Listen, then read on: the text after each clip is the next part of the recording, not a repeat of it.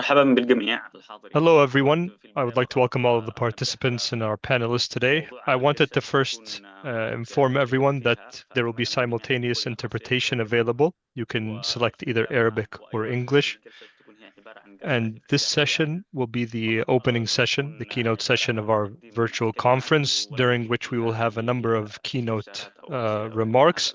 And we will unfortunately not have any time for questions or answers during this session. In the next sessions, we will have more room for engagement and discussion with the participants. I am Isa Al-Qadasi, a member of the Yemen Peace Forum, and I welcome you to this seminar, which is held as a part of Transitional Justice Week in Yemen, running from 29th of August to the 2nd of September. This event is a part of the efforts of the Transitional Justice team at the Yemen Peace Forum, in partnership with the Sana'a Center for Strategic Studies, in order to foster dialogue, reflection, and joint action to raise the voice of justice in Yemen. We reaffirm our message that there can be no secure future without providing justice for victims and guaranteeing dignity and rights for all. Ladies and gentlemen, this opening session, which includes several keynote speeches, marks the official launch of the commemoration of the Day for Transitional Justice in Yemen. The speakers will address the importance of designating this day and its significance at both the local and international levels, while emphasizing that the inclusion of victims in peace negotiations enhances the chances of building a more robust and sustainable peace. Additionally, the session will discuss what can be done to empower civil society organizations to play a leading role in transitional justice pathways, drawing on international experiences as well as Yemeni expertise in this field, with a focus on the youth. In this session, we will hear, or to begin this session, we will hear from Mr. Bart Veenstra, Deputy Head of Mission and Head of the Development Department at the Embassy of the Kingdom of the Netherlands to Yemen, which played a very pivotal role in supporting transitional justice and peace building. His remarks will focus on the role of transitional justice in achieving comprehensive and sustainable peace and how it can be an integral part of any genuine peace process. We will then turn to an inspiring experience from Colombia, presented by His Excellency Mr. Sergio Jaramillo, the former High Commissioner for Peace in Colombia. Mr. Jaramillo has contributed to including victims at the heart of the Colombian peace process, and he is considered one of the architects of the transitional justice process in Colombia. Mr. Jaramillo will discuss the participation of victims in peacemaking and negotiations, from which we can draw inspiration on how victims can be at the heart of any successful political settlement and how acknowledgement of their suffering is the foundation for any national reconciliation. We are also pleased to hear from the Office of the Special Envoy of the Secretary General to Yemen, which will be delivered by Ms. Sheda Al-Harazi, who is the Political Affairs Coordinator and the Transitional Justice Lead at the Office of the UN Special Envoy.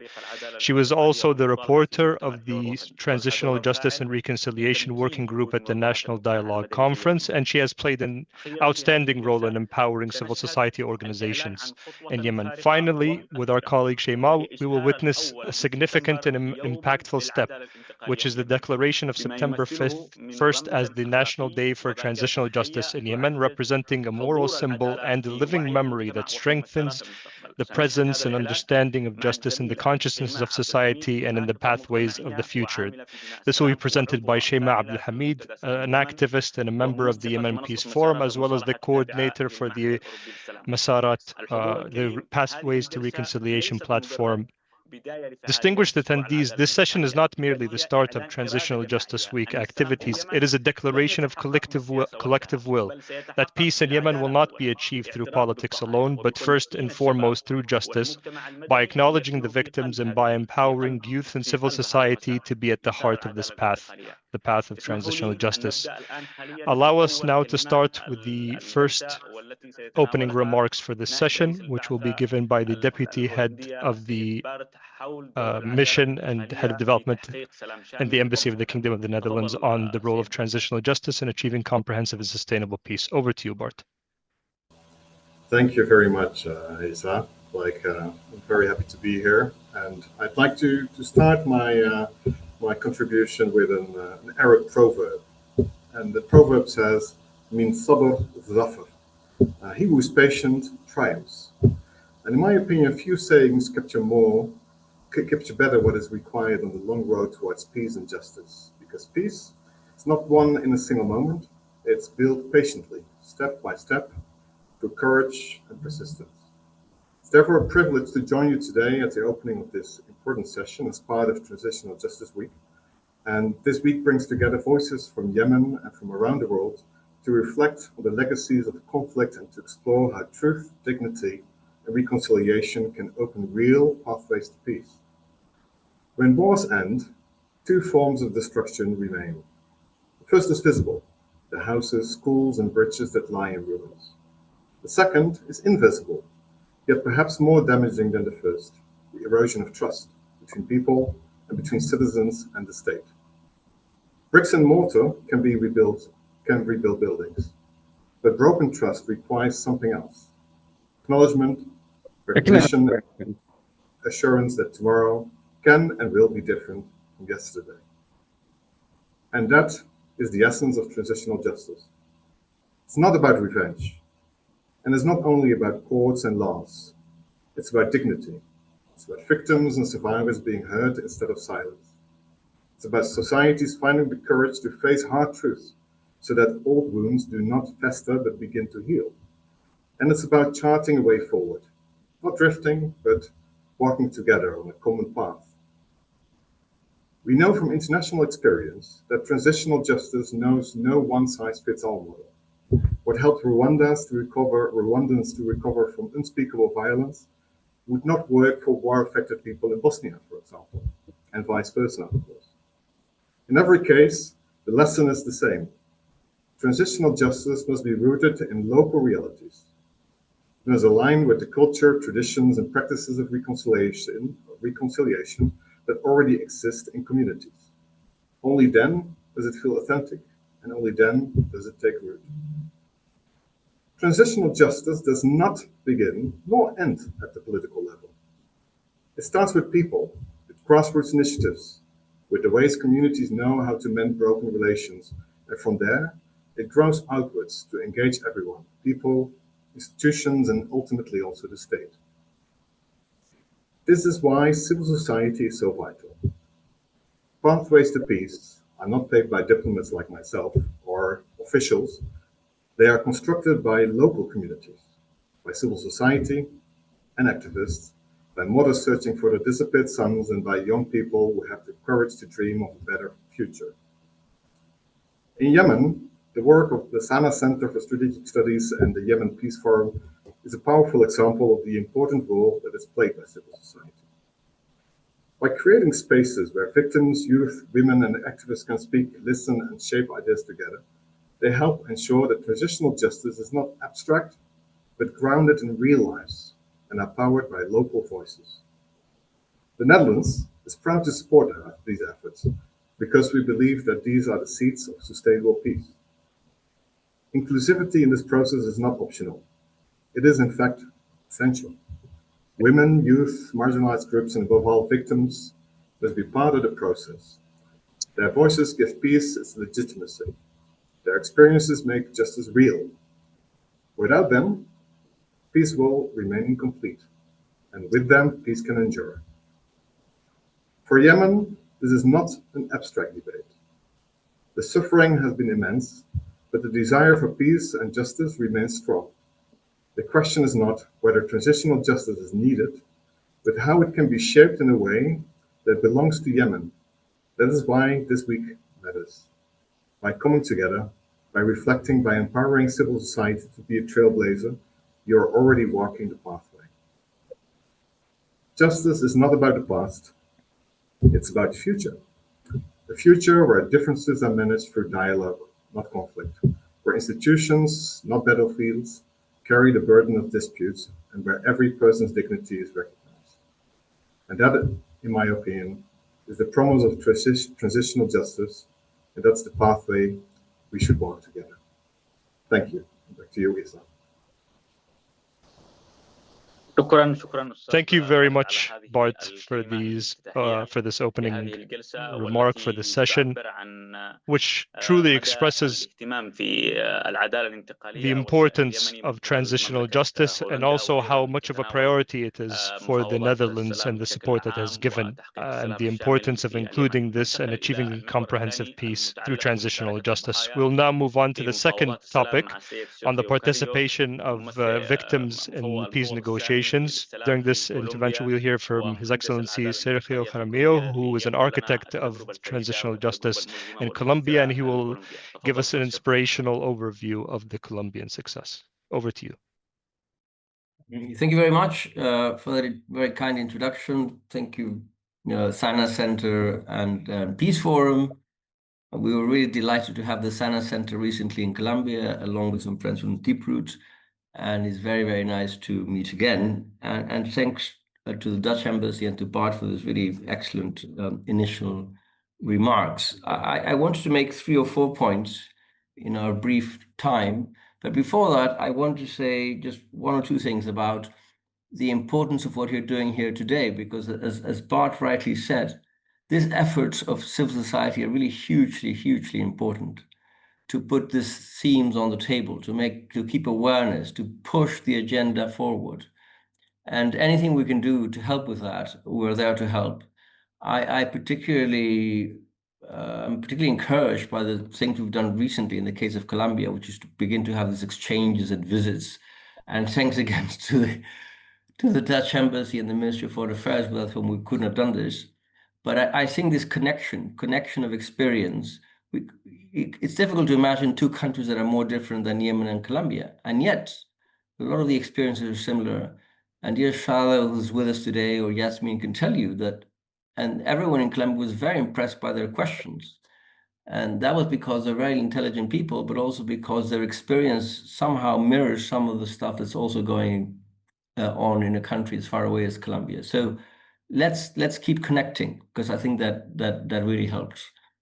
And my last point is simply, and this is maybe the main lesson of Colombia, because when you get to a peace agreement, everyone offers you all these explanations of why this happened.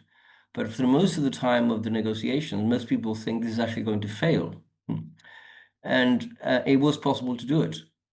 But it was possible to do it because we started thinking and preparing really well ahead of time, and we never lost hope. So this is the main message I would like to leave, actually, that things don't happen on their own. You have to keep pushing, and you should beware. And I will say a word more about this in a second, about people who say, well, you need to meet certain conditions for negotiations. You need to have a so-called mutually hurting stalemate. Everyone needs to feel there's no way out, otherwise you're not going to have a negotiation.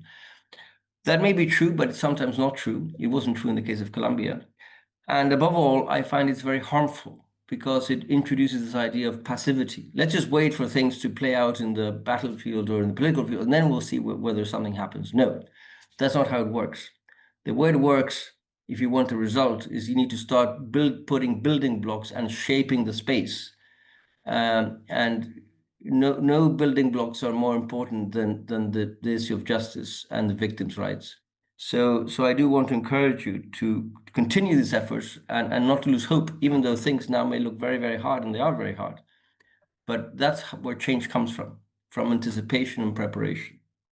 So I wanted to make 3 or 4 points. And the first one, which I think I made in February in Amman, may seem like a technical thing, but I think that's actually important. And it's more a conceptual point about what are we talking about? And I understand that for the usual reasons, the phrase transitional justice is very established, and we all talk about transitional justice. But I want to make a plea to start talking more about victims and victims' rights instead of talking about transitional justice. And there are a number of reasons for this. There are some, if you like, tactical reasons. So if the day comes when the guys with the guns are actually sitting down and deciding on a peace agreement and what happens in the future, you will find that taking on the issue from the victim's perspective is more productive and less threatening than saying, we're going to go with you after you with transitional justice and accountability. That was our experience. But more strategically, I think that if you take the perspective of victims and their rights, then you can be much more creative in your own definition of what you think is an adequate response to those rights in a transition. The Yemeni response, based on these rights, which are inalienable rights of victims of justice, truth, and reparations. But you need to find your own formula. So I think that if you concentrate on the victims, it gives you more flexibility to come up with your own solution. And above all, I think, again, it is, and this is my next point, it's really very, very important to start putting victims at the center and giving them voice. And so I am all for this idea of the Victims' Day, which I think is also a better, if I may say so, better description of what you want than a Transitional Justice Day is a day where you think about the victims.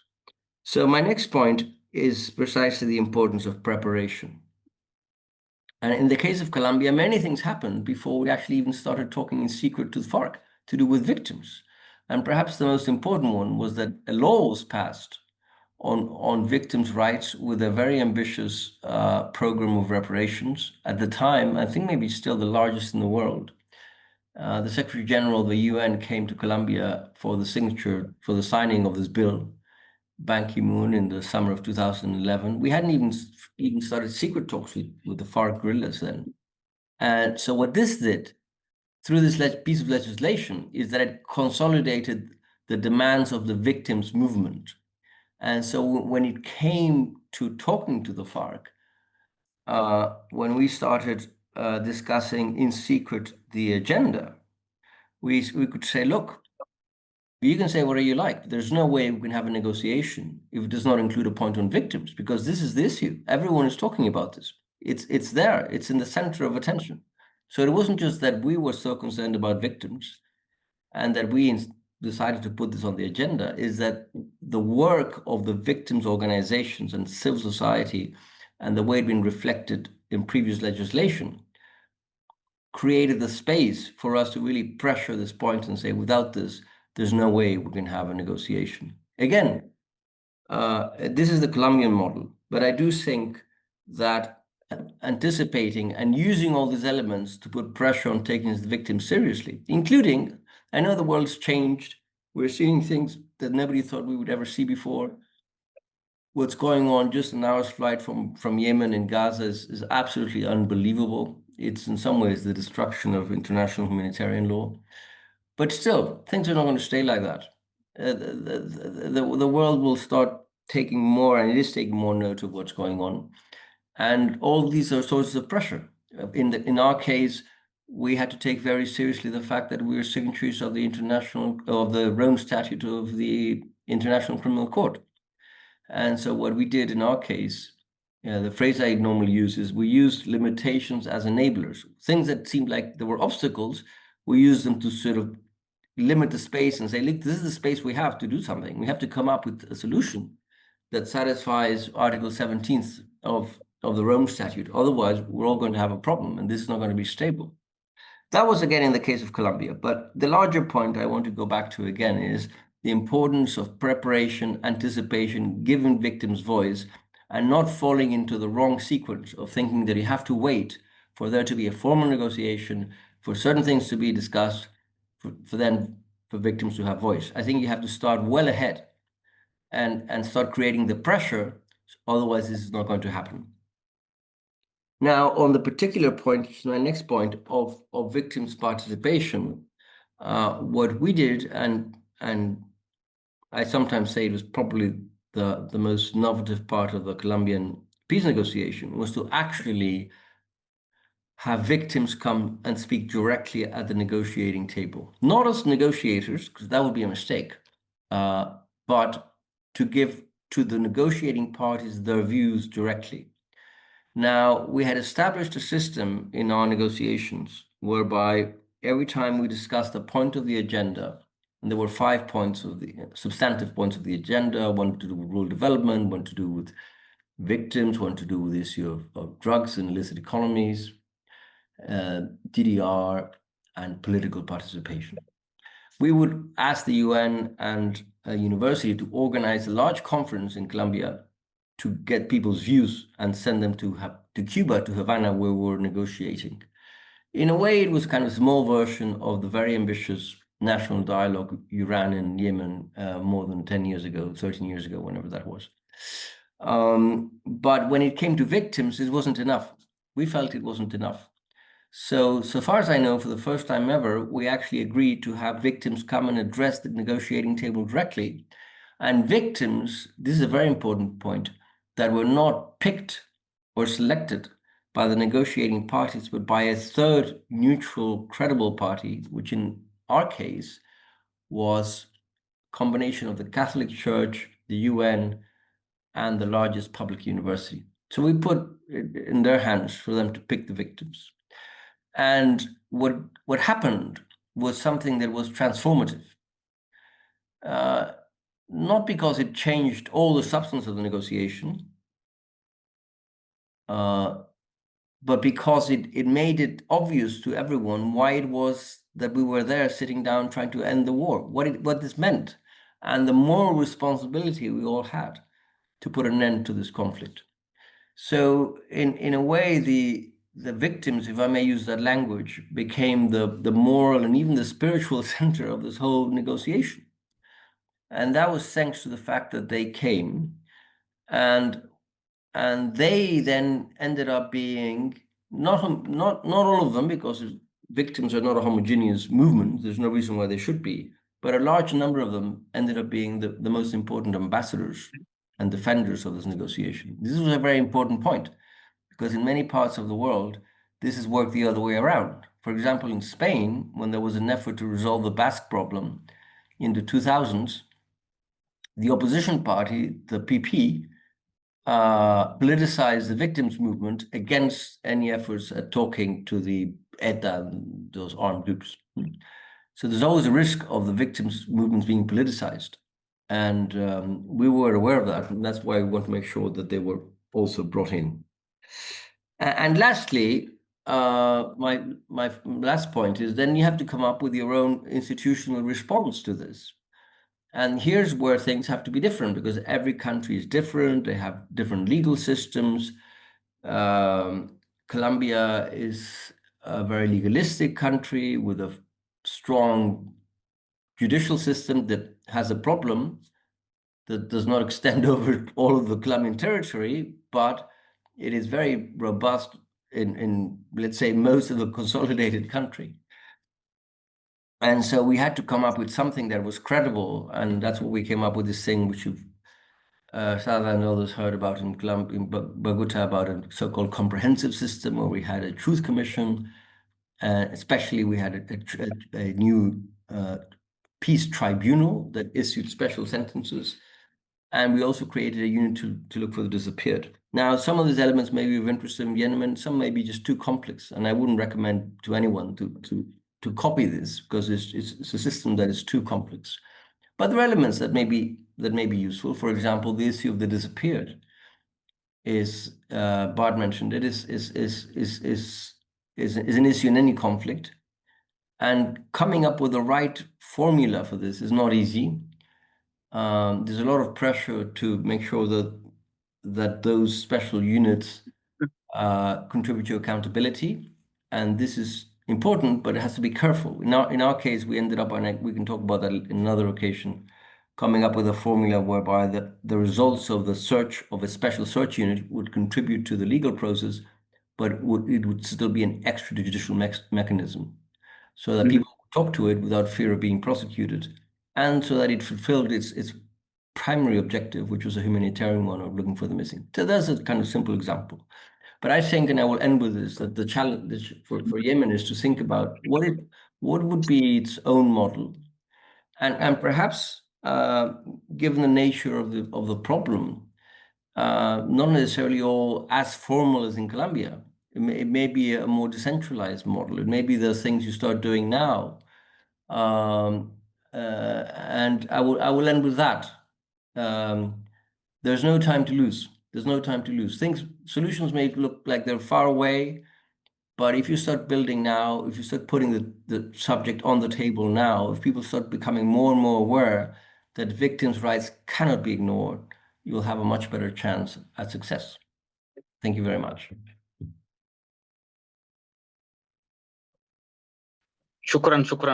Thank you very much, Your Excellency, for this very insightful and inspiring experience, and one that really inspires us to think about the best way to apply elements and parts and lessons learned of these experiences, not just from Colombia, but others, to one that is more useful for the Yemeni context. Thank you very much for that, for your remarks. And we'll now start with the third part of the session, where we will hand over the microphone to the Office of the UN Special Envoy. Just yesterday, the UN Special Envoy, Office of the UN Special Envoy issued a statement on the arrest of 11 employees of UN agencies in Yemen. We know that enforced disappearance and detentions are used to pressure local and international actors. And if this issue is not dealt with decisively, and if it is left for the political negotiations, then there will be a continued sense of impunity. And this is where the role of the United Nations comes in, to stand alongside justice and alongside the interests of the victims. And so we move on to the third part of our session, the UN Special Envoy's Office, presented by Shada Al-Harazi. Over to you, Shada. Thank you very much, Isa. Thank you for this very important opportunity and for this very important activity. I think it is important to build momentum for transitional justice and other issues linked to the hopes and aspirations of society as a whole and of victims specifically for a better future. What I wanted to speak about, and based on what has already been presented by the panelists who have spoken before me, and specifically on the Colombian experience, is how we can try to open a path towards transitional justice. And based on the conclusion of Sergio's remarks, that work on transitional justice needs to start now, no matter how far things might seem. And also based on what you've said, Isa, that these violations, these crimes continue to accumulate. The sense that the various parties to the conflict have that through these violations, through these crimes, they will be able to make gains, and that this is the way that they should deal with society. And without having clear frameworks for the protection of civilians, for the protection of victims, then the situation will continue as it is, if not get much worse.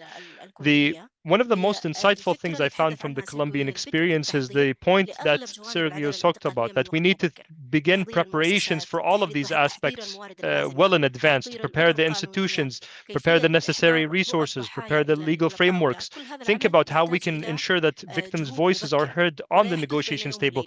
And this is something that requires much preparation and efforts. The situation in Yemen, or the context in Yemen, is different. Like many other conflicts, people continue to believe that transitional justice is one of the issues that will be discussed during the transitional or post-conflict period, after the parties have already negotiated. And this might make some rational sense, because usually the implementation of transitional justice requires consensual political will, and that it is going to be an attempt to transition from a conflict into a new future that does not repeat the cycles of conflict, and that this will be able to achieve reassurances for society and for victims. But the reality in Yemen is that the parties to the conflict have not met at a comprehensive negotiating tables since the negotiations in Kuwait in 2016. And so the question now is, how can we open up the pathways to transitional justice, and what can be done now? Can we start by taking steps, even if very small steps, that help lay the groundwork for justice, so that when the parties to the conflict go to a comprehensive political negotiations, there already is a groundwork? And I think the Colombian experience shows us that whenever there is a political will, the work will start. And so it's important for us to start taking steps towards building that political will by adopting the initiatives and activities of victims associations and civil society organizations, and using them to push towards the implementation of transitional justice. In the Yemeni context, transitional justice is a more modern concept. It started since the GCC initiative in 2011. And since it was presented, it has had two aspects that or factors that impact how it is accepted or rejected by the political actors. And unlike many other cases where the perpetrators of the crime are a very specific group, and the victims are the rest of society. But in Yemen, with the different cycles of conflict, every one of these rounds, the victims of the previous round become the perpetrators of the next round, and so on and so forth. And so discussions of the time frame that will be covered by transitional justice, when discussing the time frame of the transitional justice, each actor wants to exclude the time frame in which they were the perpetrators of these violations. And this is one of the first steps that will need to be taken in transitional justice in Yemen. And they try by hindering these discussions on the time frame to hinder the process as a whole. Secondly, the Yemeni political actors have used transitional justice as a means of political bargaining with the other political actors, and they have also used their media to try to instill this understanding. And this is why to many Yemenis and maybe to the Yemeni public, that transitional justice is a tool to be used for revenge, or at least to stigmatize one of the other actors as having been the ones that committed the perpetration or perpetrated the violations. And so whenever the concept of transitional justice is brought up, the idea is that one side is going to be the perpetrator and the others are the victims. And even to translate the word justice in Yemen, of the fact that this aims to create justice for everyone and ensure that this is the only guarantee for all of us, that none of our rights will be violated, and that the transition in transitional justice means a transition to a new stage, one with a better future and sustainable peace. And so this takes us back to the question, should transitional justice wait until further notice? Should we wait until the warring parties go to comprehensive negotiations? Because transitional justice for its implementation requires a peaceful settlement, but there are steps that need to be taken now. We cannot postpone everything until then. And so we need to work towards building the political will starting now. How can we do this? Sergio spoke about the importance of how we use these concepts or the terminology, and how this can give us the flexibility, and so that the actors do not feel that this is purposefully designed to target them. And also taking steps that everyone feels like they have an interest in. We need to turn those who are afraid of these steps into partners, and those the groups that are afraid now are the decision makers. They are the ones who might include transitional justice in the negotiations or not. We at the United Nations, through all of the work that we do and all of our activities, are committed to transitional justice. Civil society is our main partner in this, and victims associations are also our partners in this. But if the political actors do not accept this, then this work will be very difficult, if not impossible. And so we need to turn those who are afraid of transitional justice into partners. And since every one of these actors was a victim at one point throughout Yemen's modern history, I think is an excellent entry point for us into this process. And with regards to transitional justice, there are two efforts that are not equal. There are the efforts with civil society, which is our core partner, as I've mentioned, in addition to the victims, to create a transitional justice process that is in line with society's aspirations and help lead to less politicized options. And civil society organizations have made significant strides in their perspectives and in the work that they do with society, as well as in the technical capacities in monitoring and documentation, or in their work in forming associations. But what is more important than this, and this is something that I always find interesting, is the ability of civil society organizations to work with all victims, regardless of who the perpetrator is. And so they've gone beyond the idea of that we should form a victims association because we are victims of the same perpetrator. We do not recognize the victims of others. But no, the victims have all come together and worked together because they recognize the suffering that they have all gone through, regardless of who the perpetrator is. And this is a very advanced step in my view. But without bridging this very fruitful efforts and a real political will that these perspectives will help design, then all of the work that civil society has done will be diminished over time. And so it's important for us to bridge between civil society organizations and their efforts and political actors on the scene. And this bridge will need to be taken and this work would need to be taken step by step, and it needs to start immediately. Just as people have started to accept the concept of victims and trying to find less contentious terms for this, we need to start working with what is possible, what steps that can be taken. And I would like to reiterate what the two panelists have said previously, that throughout all of these stages, victims must be central to it. Not because they will be beneficiaries from the outcomes of this process, but as designers and as planners for the process as a whole, to ensure that their voices are heard throughout all of the stages of the process. I believe that the biggest challenge pertaining to transitional justice now, or one of the biggest challenges, is if nothing happens, if no action is taken, if we believe that nothing can be resolved before everything is resolved at once. I think this is an incorrect understanding, and we need to correct it for ourselves and for the political actors. There are many issues that would need to be discussed from a technical perspective, from a human rights perspective, or even from a political perspective, and creating mechanisms for these discussions at an early stage is very important. It's important for us to try to find which steps might achieve a consensus. So, for example, discussions on reparations. What are reparations? What are its determinants? What are the factors and conditions for its implementation? And also, how can it be funded? There are many, many more victims in Yemen than any previous period, while at the same time the state has become weaker, with less resources and more fragile. During the National Dialogue Conference, there were always very quick discussions over this topic, that the state would be the one to compensate. And the Yemeni state was very weak back then, and now it is even much weaker. And so these discussions are very important to try to come up with creative and innovative ideas. What are some of the examples from other experiences for reparations? That's a very important discussion. How can we start by documenting the victims? Why should we wait for a political process for us to document and create a victims registry? Can we start these discussions now?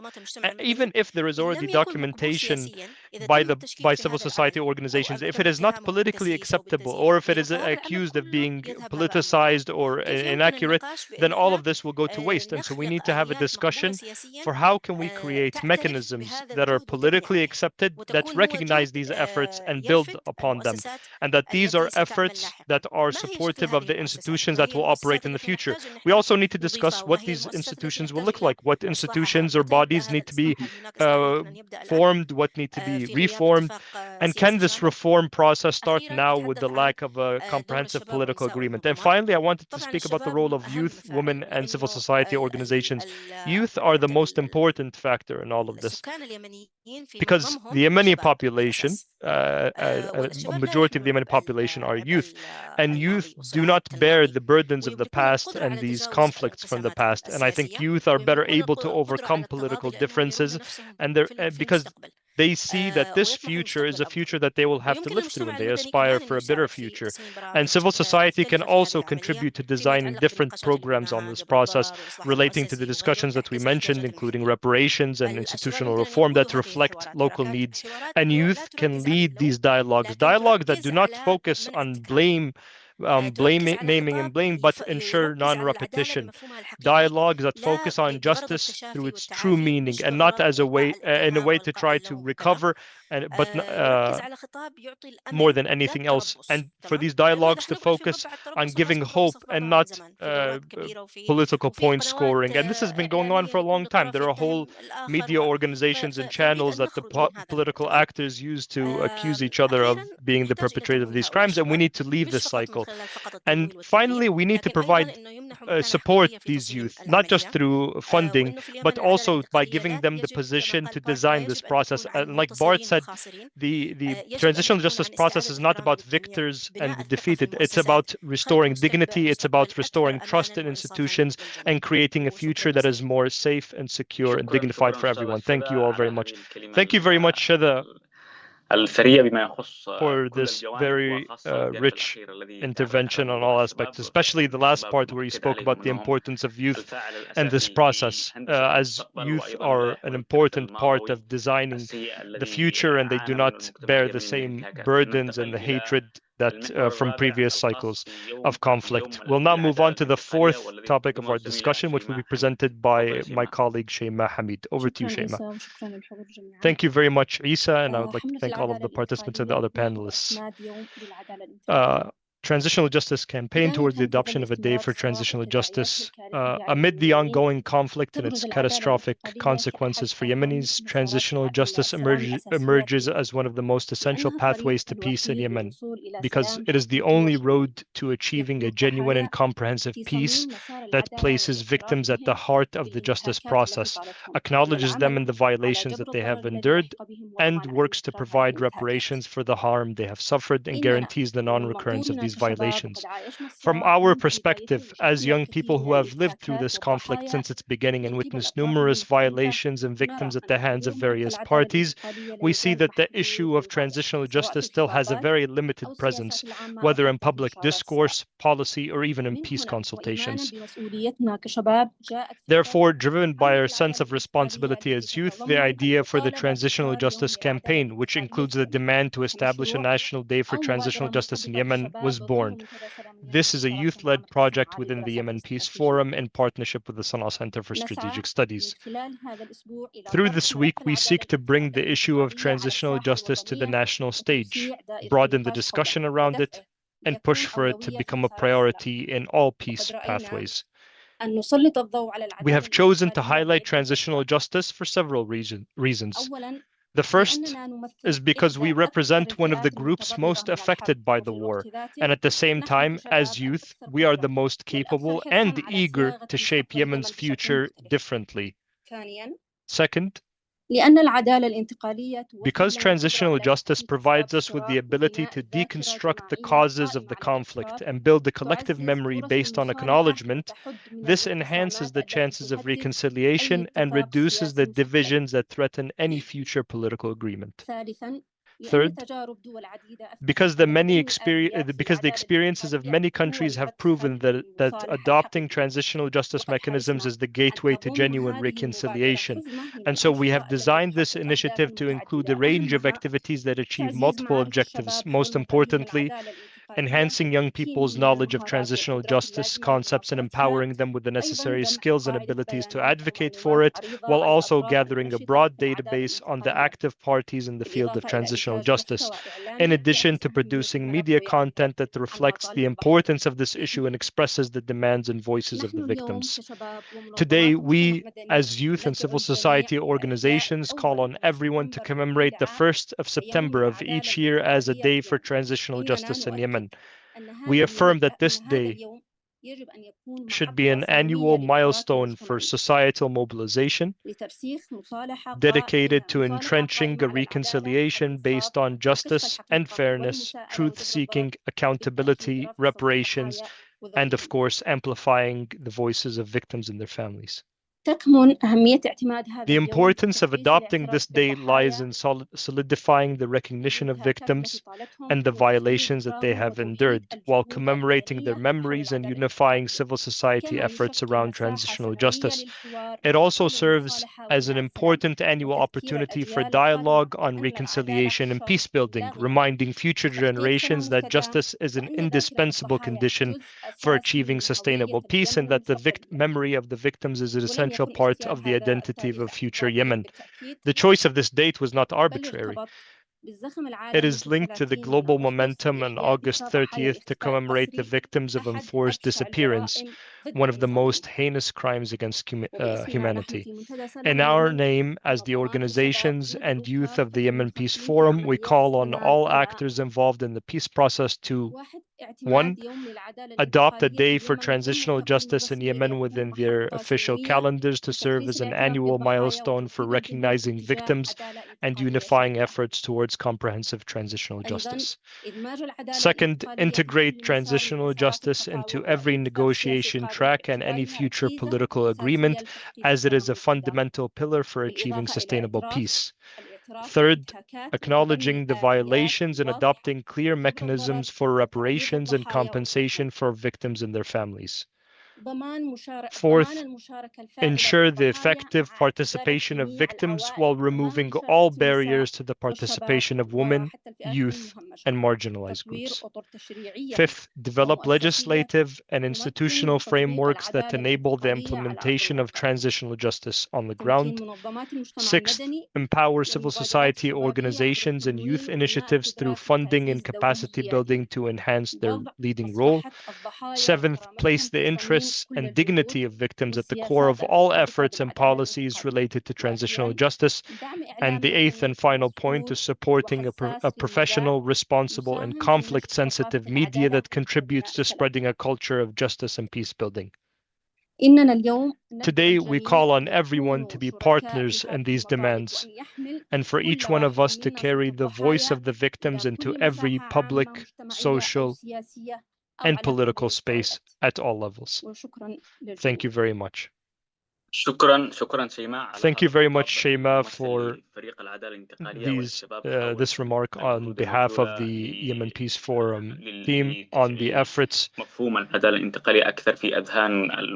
to raise awareness about the concept of transitional justice and increase awareness about it through the campaigns and initiatives that had been implemented, and as well as through the activities of Transitional Justice Week. I wanted to ask a question to our panelists. Bart, the Deputy Head of Mission, and also to His Excellency Sergio and Shadha. I wanted to ask you a question on the importance of having a day for transitional justice in conflict-affected countries, especially Yemen. I wanted to hear our panelists' perspective on the importance of dedicating a day to transitional justice. Could I start with you, Bart? Sure. From my perspective, it's important to sort of earmark a day, where you emphasize the importance of the topic. But of course, it's a topic that should be on the agenda every day.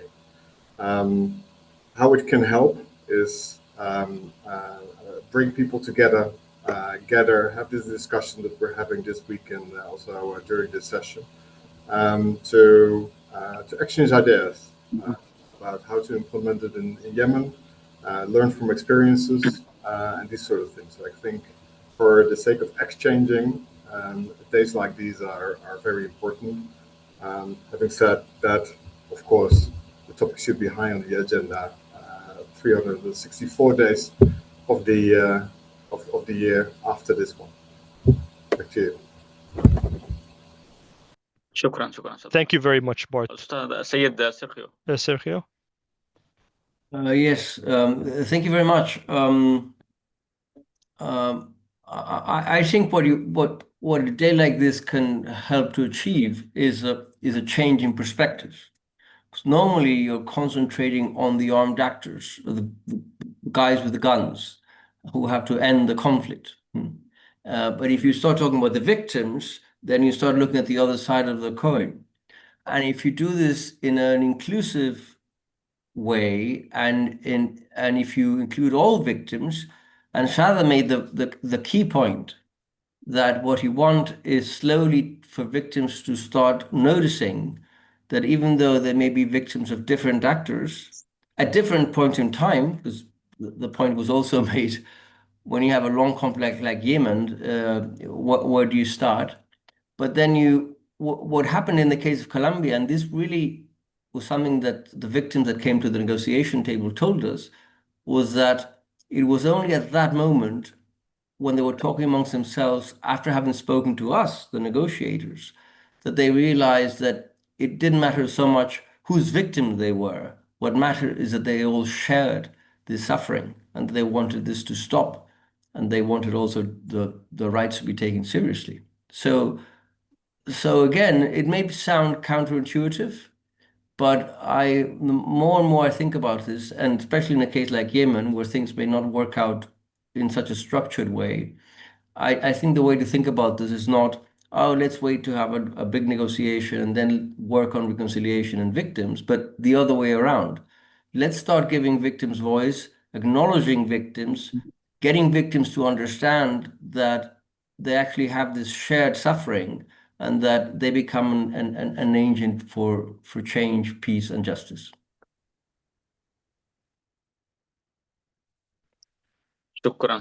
Thank you very much, Sergio. Shada? شكرا جزيلا. أنا طبعا Thank you very much, Isa, أتفق for this مع question. ما I طرحه من سبق وقال. agree with what لكن أضيف both هي Bart and طبعا Sergio have said, but I wanted to add خلاقة an additional point. I لخلق believe this زخم is an لهذا important النقاش. opportunity من to يقوم create momentum for this بهذه discussion, الأنشطة وما هي to العدالة الانتقالية. introduce or لكن هناك define أمرين.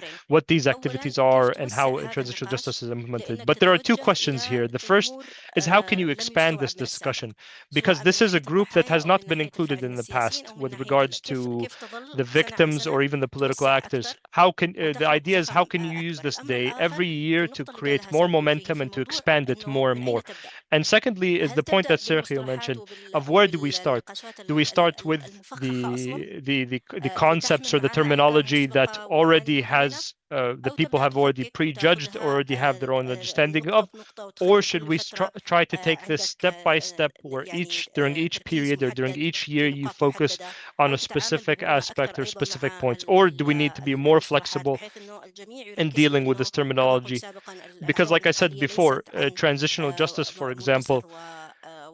and I know, فكيف like من Bart said, خلال it's هذا not about النهوض a جمع victor الجهود and ليخلق a loser coming, but هذا how can الزخم we bring all of ويبنى these عليه together سنة to على try to سنة. build this momentum and then شكرا. use this as an opportunity to build on that year in and year out? Thank you. Thank you. Thank you very much. Thank you, everyone. Thank you, Shada, for that answer. Thank you to Bart and Sergio as well. In conclusion, in this opening session of the Transitional Justice Conference, I would like to thank all of our panelists for their time and for their remarks, for shining a light on different aspects of transitional justice. I would also like to thank our audience for the questions that they presented. Unfortunately, this is the opening session. We will not have time for questions and answers, but we can have a discussion in the next session. We will meet you in half an hour in the second session, which will be on the civil society's role in shaping pathways to transitional justice and memorialization. This session will be facilitated by Mohammed Al-Harbi, and its speakers will be Samah Subay and Alawi Al-Saqaf. We call on you to be with us at this session. Thank you very much for being here, and thank you for your contributions. Thanks to our panelists.